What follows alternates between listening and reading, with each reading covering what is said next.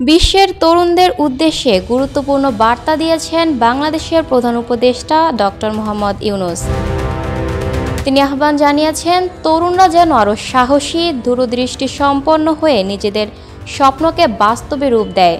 শনিবার ঢাকায় রাষ্ট্রীয় অতিথি ভবন যমুনায় সুইডেন ও নরওয়ের তরুণ রাজনৈতিক কর্মীদের এক প্রতিনিধি দলের সঙ্গে সাক্ষাৎকালে তিনি এসব কথা বলেন। ডক্টর ইউনূস বলেন, অনেকে বলে তরুণরা ভবিষ্যৎ, আমি বলি তরুণরাই বর্তমান। তিনি আরও বলেন, বিশ্ব দ্রুত বদলে যাচ্ছে। আজকের তরুণরা এক নতুন প্রজন্ম, প্রায় সুপার হিউম্যান। নিজেদের প্রশ্ন করো, আমি কেমন একটি বিশ্ব গড়তে চাই।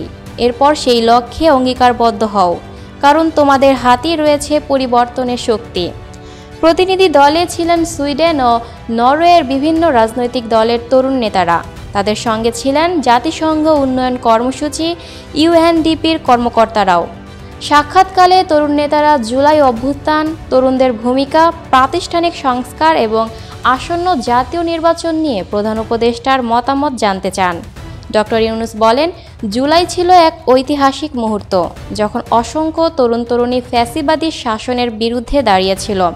এখন বাংলাদেশ ব্যাপক পরিবর্তনের মধ্য দিয়ে যাচ্ছে। তিনি জানান, তরুণদের দাবির প্রেক্ষিতে ইতোমধ্যে কয়েকটি সংস্কার কমিশন গঠন করা হয়েছে এবং সব দলের ঐকমত্য জুলাই সনদ স্বাক্ষরের প্রস্তুতি চলছে, যা হবে দেশের ইতিহাসে এক ঐতিহাসিক ঘটনা।